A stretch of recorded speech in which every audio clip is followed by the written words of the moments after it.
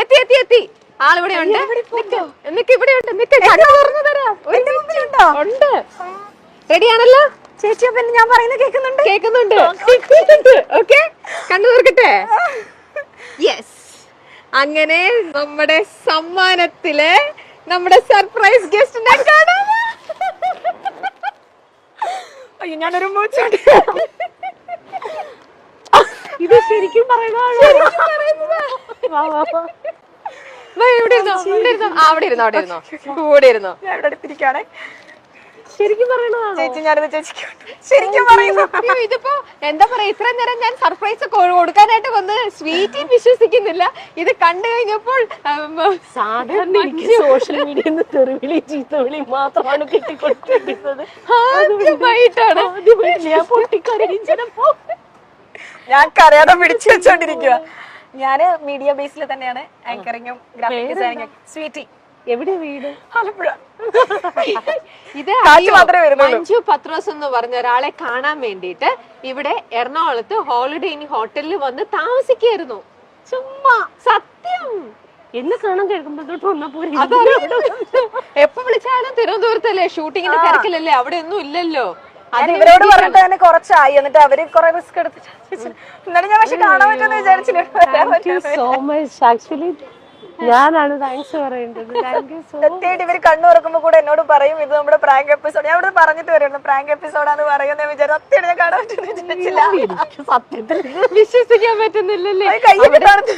ഇവിടെ ആർട്ടിസ്റ്റും ആരാധികയും തമ്മിലുള്ള കെട്ടിപ്പിടുത്തവും കരച്ചിലും ഇമോഷണൽ ഇതുമാണ് ഇവിടെ വർക്ക്ഔട്ട് ആയിരിക്കണത്. അപ്പയും അമ്മയും മഞ്ജുവിന് വേറൊരു കാര്യം അറിയാം, നമ്മൾ ഇത് ശരിക്കും ജെനുവിൻ ആയിട്ടാണോ പറയണത് നമുക്കും അറിയില്ലല്ലോ. മഞ്ജുവിനെ നമ്മളിങ്ങനെ നമ്മളൊരു പുതിയ പ്രോഗ്രാം സ്റ്റാർട്ട് ചെയ്തതാ, സമ്മാനം എന്ന് പറഞ്ഞിട്ട്.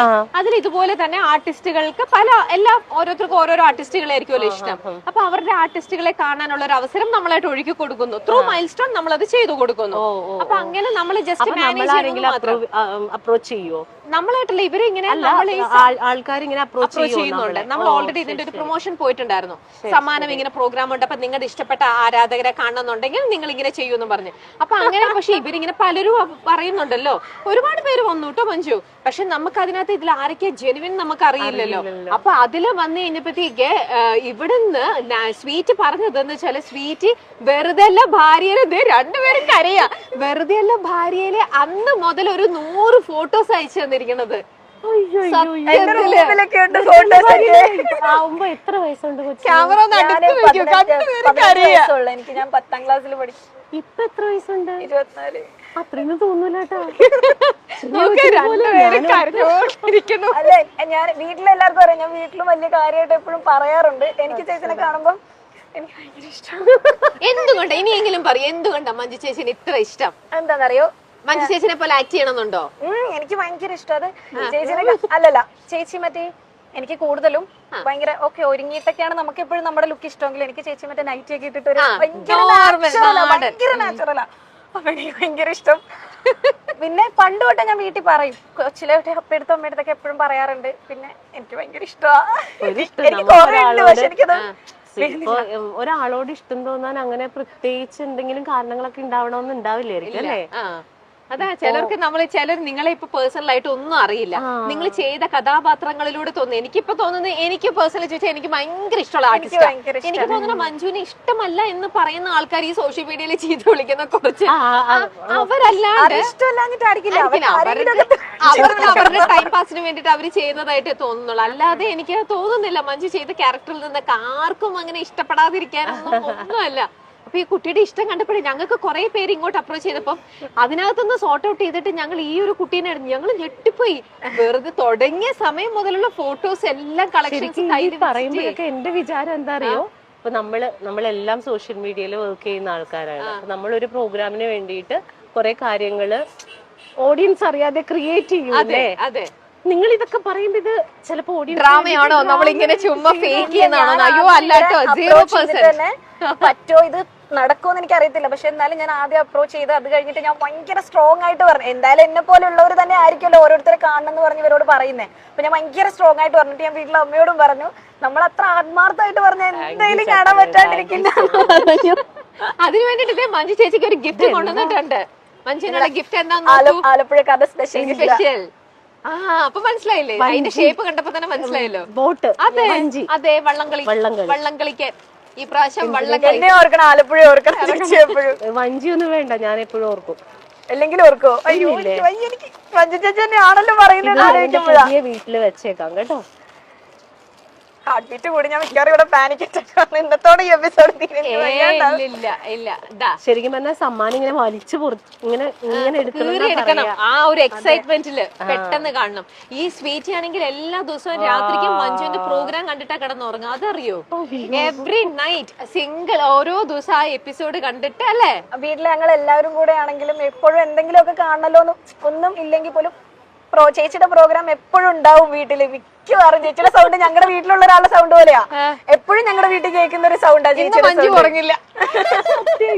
അതായത് ഇപ്പൊ നമ്മളോട് മാക്സിമം എന്താ പറയാ, നന്നായിട്ട് അഭിനയിക്കുന്നുണ്ട്, അല്ലെങ്കിൽ നല്ല അത് പ്രോഗ്രാം നല്ലതാണ്, അല്ലെങ്കിൽ കൂടെയുള്ള ഒരാളെ അന്വേഷിച്ചെന്ന് പറയണം എന്നൊക്കെയാ പറയാറ്. അല്ലാതെ ഇപ്പം വലിയ താരങ്ങളെ സംബന്ധിച്ച് അവർക്ക് ഒരുപാട് ഇത്തരത്തിലുള്ള റിഫ്ലക്ഷൻസ് റിയാക്ഷൻസ് ഒക്കെ കിട്ടും. ഇപ്പൊ നമ്മളെ പോലെയുള്ള ആളുകൾക്ക് അത് കുറവാ. അപ്പൊ ഇങ്ങനെ എനിക്കതാ വിശ്വസിക്കാൻ പറ്റാത്തത്. ഇഷ്ടമാണ്, സ്നേഹമാണെന്നൊക്കെ പറയും, പക്ഷെ നമ്മളെ കാണാൻ ഒരാൾ ഇത്രയും എഫേർട്ട് എടുത്ത് തരും. അതൊക്കെ എന്റെ ലൈഫിൽ ആദ്യത്തെ അനുഭവം.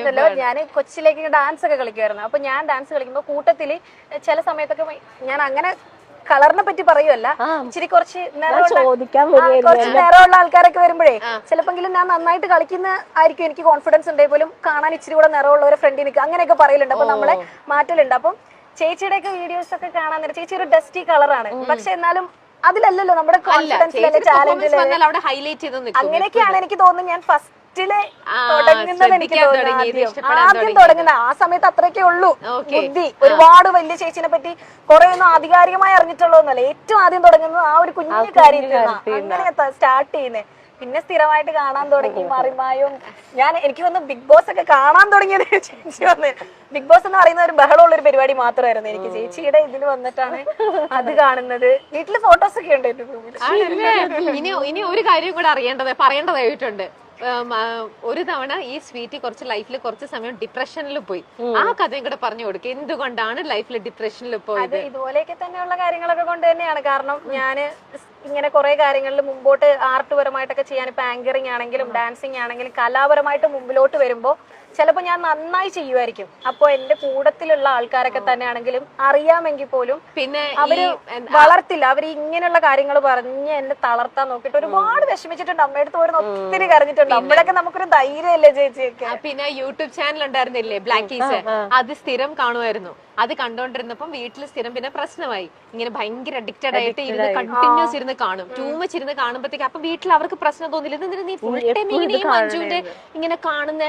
അങ്ങനെ വീട്ടിൽ കുറച്ച് പ്രശ്നമായി. അപ്പൊ ഇവൾക്ക് പിന്നെ കാണാൻ പറ്റുന്ന ഒരു സിറ്റുവേഷൻ ആയില്ല. അവരെന്തോ വഴക്ക് പറയുന്നത് അപ്പയ്ക്ക് കുറച്ചുകൂടെ മനസ്സിലാവുമായിരുന്നു. എപ്പൊ നോക്കിയാലും ഇതിങ്ങനെ കണ്ടോണ്ടിരിക്കുമ്പോഴേ അവർക്ക് മനസ്സിലാവുന്നില്ലല്ലോ. അപ്പൊ ഈ കുട്ടി എന്തിനാ ഈ മഞ്ജുവിന്റെ ഈ ബ്ലാക്കീസ് എപ്പോഴും കാണുന്നത്, അങ്ങനെ വീട്ടിൽ കാണരുത് എന്നും പറഞ്ഞുകൊണ്ടൊന്ന് ലോക്ക് ചെയ്തു. അപ്പൊ ഈ കുട്ടി